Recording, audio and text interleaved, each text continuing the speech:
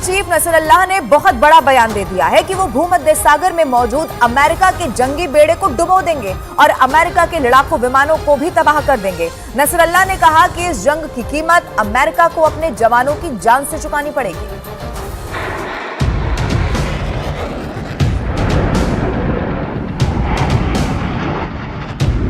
पहले हमास,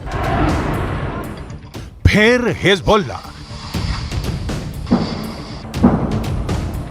इसके बाद हूथी और अब इजरायल से भिड़ने के लिए लेबनान पहुंच चुकी है बेहद खतरनाक और एलीट फोर्स इमाम हुसैन ब्रिगेड।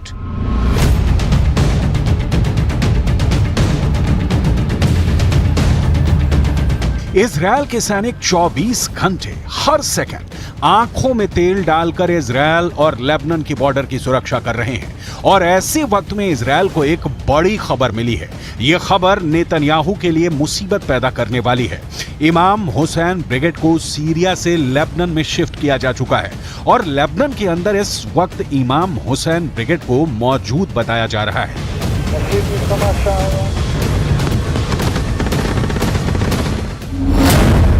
यह दावा इजरायल डिफेंस फोर्स के अरबी भाषा के प्रवक्ता अविचाई अद्राई ने एक ट्वीट के जरिए दी है। ट्वीट में लिखा गया है कि हाल के हफ्तों में इजरायल के खिलाफ हिजबुल्लाह के बुरी तरह से फेल होने के बाद अब इमाम हुसैन ब्रिगेड सीरिया से लेबनान आ गई है और इसका लीडर जुल्फिकार है।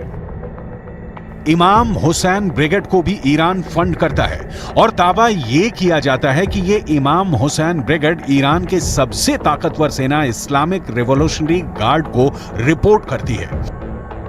इमाम हुसैन ब्रिगेड का सीधे लेबनान में पहुंचना गुरुवार को लेबनान से एक बार में लगातार 19 हमले और फिर शुक्रवार को हिजबुल्लाह के चीफ नसरुल्लाह की फायर ब्रांड स्पीच से साफ है कि मिडिल ईस्ट में अमेरिका और इजरायल के लिए खतरा बढ़ गया है। الاحتمالات في جبهتنا اللبنانية مفتوحة.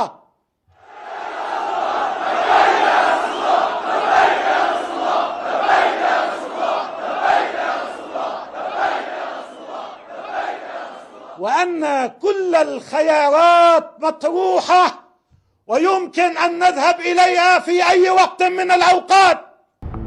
ईरान के राष्ट्रपति इब्राहिम रईसी पहले ही चेतावनी दे चुके हैं कि गाजा पट्टी को क्रॉस करके इजरायल ने रेड लाइन क्रॉस कर दी है। अगर गाजा पर ग्राउंड ऑपरेशन के दौरान हमास, फिलिस्तीन और हिजबुल्लाह ने एक साथ इजरायल पर हमला किया तो इनको रोकना इजरायल के लिए बहुत बड़ा चैलेंज बन जाएगा।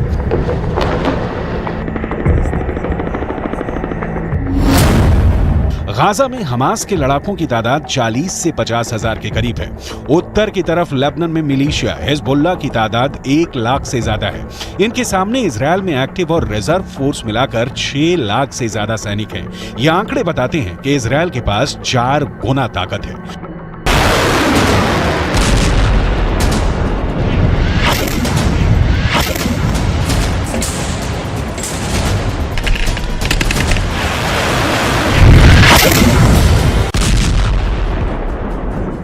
लेकिन हिजबुल्लाह के चीफ नसरुल्लाह से फिर भी अमेरिका घबराता है, क्योंकि नसरुल्लाह के पास अपने ओजस्वी भाषणों के जरिए बड़ा संगठन खड़ा करने की और सैनिकों में जोश भरने की अद्भुत क्षमता है।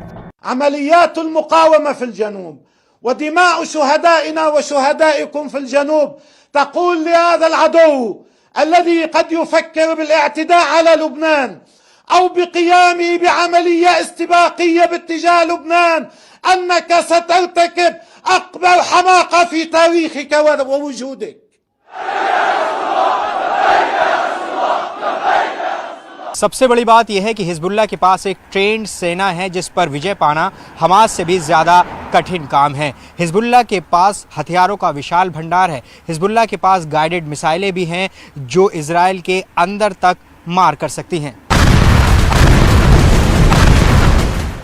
और उधर भीषण जंग के बीच इजरायल की सेना गाजा में हमास के ठिकानों पर लगातार निशाना बना रही है और इसी कड़ी में इजरायल की ओर से वहां ग्राउंड ऑपरेशन करने के कुछ वीडियो भी जारी कर दिए गए, जिसमें इजरायल की फौज हमास के अड्डों पर टैंक के गोले दागती नजर आई।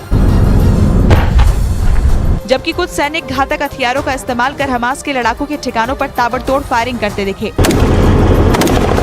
इजरायल की सेना ने सोशल मीडिया प्लेटफॉर्म ट्विटर के जरिए गाजा में ग्राउंड ऑपरेशन और हवाई हमले के कई वीडियो जारी किए, जिसमें हमास के बड़े ठिकानों पर रॉकेट दागकर उन्हें पूरी तरह तबाह करते हुए दिखाया गया। जबकि दूसरे वीडियो में तो सैनिक उनके छोटे अड्डों को भी नेस्तनाबूद करते दिखाई दिए। इसके अलावा वहां इजरायल की ओर से बुलडोजर चलाकर भी कई इमारतें ढहा दी गई।